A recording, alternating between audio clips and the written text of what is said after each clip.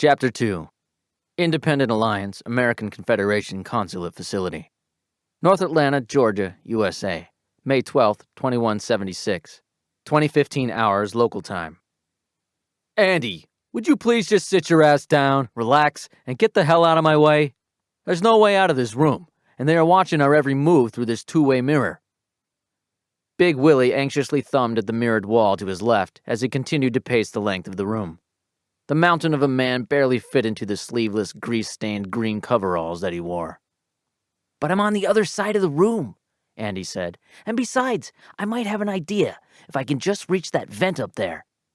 He climbed onto the large metal conference table in the center of the sterile white room. He dug around in the multitude of empty pockets of his utility vest in search of something. "I'll be damned if they didn't even leave me so much as a pair of tweezers." "Better listen to Big Willie, man. You know he doesn't like to be cooped up," Trey added. The large man leaned the cold metal chair back against the wall, crossed his muscular tree-trunk-sized arms, and pulled his gray beanie cap over his eyes. "Just 1 second, Andy said. "Let me look at—" "Dude, what the hell is wrong with you?" Tiffany nervously fidgeted with the tips of her nails. She blew out from the corner of her mouth at a loose wisp of hair, then chewed and blew a decent-sized bubble with her gum that popped and covered the tip of her button nose. "Do you want them to come in here and hogtie every freaking one of us? Just saying, 'cause that's what they do, isn't it?" Big Willie closed his eyes and drew in slow, deep breaths. His fists clenched with the pace of each breath, knuckles white with each contraction. "Calm down, big guy," Krista said. "Contain the bear. Become the butterfly." "Andy!" Melanie shouted from beneath her reproduction Superman baseball cap, then lifted it, glaring in Andy's direction. "Get your ass off of that table and sit down right now." She quickly stood, straightening the blouse of her nurse's scrubs, her self-imposed cafeteria uniform, and began looking around for something to throw at Andy. "Since Cap ain't here, that puts Willie in charge," Fergus said matter-of-factly. He scratched at the 2 days' worth of stubble along his neck, then straightened his thick brown 70s-style mustache. "Violation of a direct order is a punishable offense per the ship's charter." He gently stroked the mousy brown hair of the ship's pilot, Rachel, who lay napping in his lap.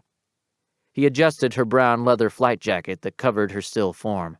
"Now, sit your ass down before you wake Rachel. You know she gets batshit crazy if she doesn't get a rest. Do you really want to send her spiraling off down a manic rabbit hole?" "Fine." Andy jumped down from the table and stumbled against the wall. "Don't come asking me for help when they come to execute all of us." "Everyone just sit down and shut up." Big Willie slammed both of his ham-sized fists down on the metal table, leaving 2 distinct indents on its surface. "Tansy cakes with peppermint cream," Rachel said. She snorted and jerked awake from her light doze. A crying scream erupted from the corner of the room. "It'll be all right, sweetie," Maggie, one of the witch's 3, said soothingly as she hurried past Big Willie. Her multicolored skirt flowed in a flurry of motion and jingles as she rushed to Amanda's side at the rear of the room. She pulled the young crewman close, cradling her to her bosom. Kara quickly finished retying her curly dark locks up in a headscarf, then sandwiched Amanda between herself and Maggie. "It's okay, baby. Willie is just a big, mean bully," she said in a cuddling baby tone. She adjusted her button-down shirt to cover her otherwise normally displayed cleavage. "Oh my Jesus fucking Christ, people," Krista huffed. She stood and looked around at the others. "We are all good, no one is hurt, and nearly everyone is here. Once Doug finds out that we've been arrested, he'll come to bail us out. It isn't like this is the first time any of us have been thrown in a lockup." A loud humming clack emanated from the room's heavy-duty steel door. It swung open, thudding against the concrete wall, and bounced back as Doug stumbled headlong into the room. "Cap!" The group stood simultaneously. "You better watch yourself. I like it rough," Doug said. He grinned and winked at the guard who shoved him further into the room. "Hey now!" Wes stumbled through the doorway just as a guard began pulling the door closed. "You could have at least left me my smokes, assholes." Doug kicked at the door as it latched closed. "Oh my God, Wesley!" Kara squeaked. She dove into Wes's arms, latching onto his husky frame. "My dear sweet teddy bear, they didn't hurt you, did they?" Doug scanned the room, mentally counting heads. "Missing Liz." He flashed a look of concern at the geek. "Don't look at me," Wes said defensively. "It wasn't my fault. She knew what she was getting into when we set up this plan." Doug rubbed his chin slowly and thought. "Just gotta hope for the best at this point, I suppose." He suddenly sighed, eyes fixed on the 2 large dents in the table. Do I even need to guess what happened to the table?" "That's in the past," Krista said with a wave of her hand as she walked up to Doug. "All done and over with. Nothing to worry about now." "Have they said anything to any of you yet?" Doug looked to Willie. "Nothing yet," Willie started, but was abruptly cut off. "None of us have been charged with anything," Krista said. "We were hauled in one by one and tossed into this room." Her eyes narrowed as she looked from Doug to Wes and back again. "I'm as clueless as you," Doug said. "The guy in the suit that brought us in just said that the ship was impounded and we were all under arrest." "Hell, that's a lot better than what happened to me," Trey said. "The last thing I remember, I was on my last set of squats, and boom, I went black. Next thing I know, I wake up here on the floor with a killer headache and Amanda crying in the corner." "Is everyone else okay?" Doug scanned the faces of the crew. He saw no obvious sign of injury or harm to any of them, then looked directly at Willie. "How are your fists?" "They'll be fine, Cap," Willie said reluctantly. "Can't say as much for that table." Doug pulled out the nearest chair and sat. The crew gathered around him. "Anyone hear from Liz before you were arrested?" Mumbled no's accompanied headshakes of the crew. "Good. Maybe she'll be able to work her magic from the outside and get us released." Fergus sat on the edge of the table. "So, what's the plan, Cap?" Doug leaned the chair back and placed his hands behind his head. He closed his eyes in a brief moment of contemplation.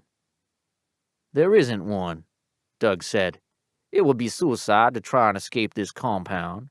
We haven't been charged with anything yet, and Liz is still unaccounted for. The best plan that I can see is that, for now, we wait.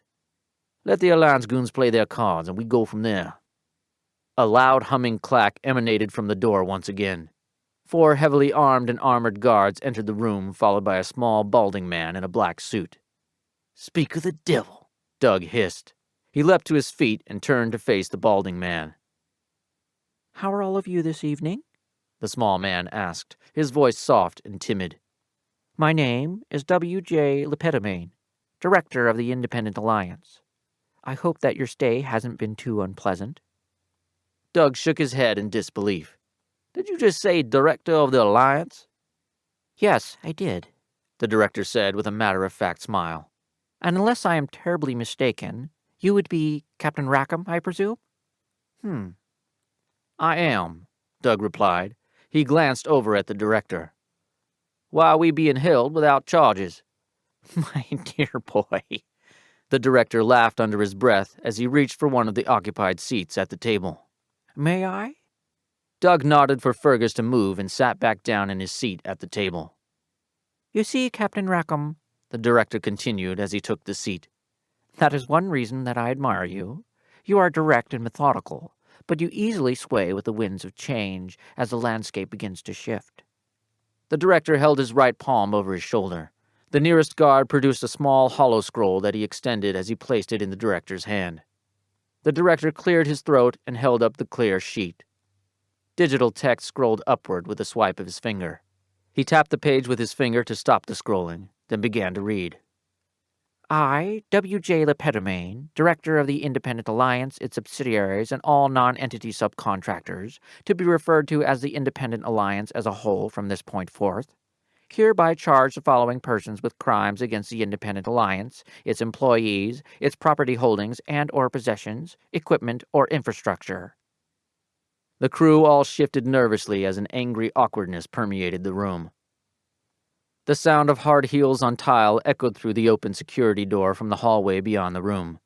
The director relaxed in his chair. A large smile crossed his face as he closed his eyes. Liz stepped into the doorway and stopped in surprise. Whispered gasps of "Liz" leapt from each crew member's lips. A look of concern painted her face as her gaze darted around the room to each member of the crew. Her expression melted to utter surprise at the sight of the bald man seated next to Doug. She leaned against the doorframe, the curve of her hips accentuated by her stance. She crossed her arms and nearly pushed her breasts out of the black leather corset. The uniformed men that surrounded her were visibly distracted, a stolen glance here, an uncomfortable bulge there. What got us so much fuss, WJ? It has to be something insanely dangerous, or it could be stupid for you to drag the entire crew in like this. The director remained motionless in his seat. He took a deep nasal breath, as if coming out of meditation. Hello, Elizabeth, the director said. I see that you still favor cinnamon and cedar. Don't go getting all mushy and nostalgic on me, Liz said. I asked you a question, WJ. The crew gawked at Liz with looks of utter disbelief painting each of their faces. Wait, the two of you actually know each other? Doug turned in his seat to face Liz with a look of surprised confusion. It's a very long story, but yes, Liz said. Director Lepidamine sat up straight, then turned sideways in the chair. You look as lovely as ever, Elizabeth. He admiringly smiled at her. Don't try to butter me up, WJ. What gives? Can a man not bask in the memories of what once was? The director smiled a knowing smile. I know you better than that, Director, Liz said with pointed emphasis. You want something, and on top of that, you know that I'm the only one that can give it to you. Liz glared at the director. On so very many levels, my dear, he said in a soft tone. Cut this shit, WJ, Liz growled. What do you want with us? The director sighed. Very well, Elizabeth, if that is the way that you would prefer it. He turned back in his chair and resumed reading the holoscroll. Elizabeth Judith Trower, a.k.a. Liz, a.k.a. Deborah Hickman, a.k.a. Tracy Johnston, a.k.a. Ava Tudor, a.k.a. Brianna Weiss. You are hereby charged with extortion, kidnapping, attempted assault with a farm animal, tax evasion, defamation, espionage, and treason against the Independent Alliance. The director handed the holoscroll back over his shoulder to the nearest guard, then laced his fingers together. He callously examined the crew. We have enough charges against each of you for immediate execution, for which I just happen to have the execution orders right here. He reached into his jacket and produced an order of execution that he handed over to Doug. Doug glanced over the document, then placed it on the table. He leaned forward, his face in his hands, as he vigorously rubbed his eyes. Then he looked up at the director. So, what's the catch? If you wanted us dead, we wouldn't even be here. Your goon squads could have picked each of us off without any of this dog and pony show. You want something. The director laughed with joyous delight. I do so love that about you, Captain Rackham. Direct and to the point, even in the face of utter destruction. Misdirection, tedium, or shall I say, fluff, are in no way part of your personality. You are a very unique man, Captain. And you are also correct. My men could have easily taken each one of you out, and you would never have known what had happened. Then, to the point, if you would, please, Doug said. The director smiled wide, then turned in his seat back to Liz. Please, my dear, would you grace us with your presence? You know how I dislike speaking over my shoulder, and this does involve you quite a bit, I do believe. The director looked to the soldier by the door. Sergeant, if you would be so kind as to leave us and close the door behind you, please. The sergeant scowled at the director. I'm not so sure that is a good idea, sir. Rest assured, Sergeant, I am in no danger, the director said. Isn't that right, Elizabeth? Fine, WJ. Whatever suits your fancy. She strode into the room and took a seat on the edge of the table. My dear.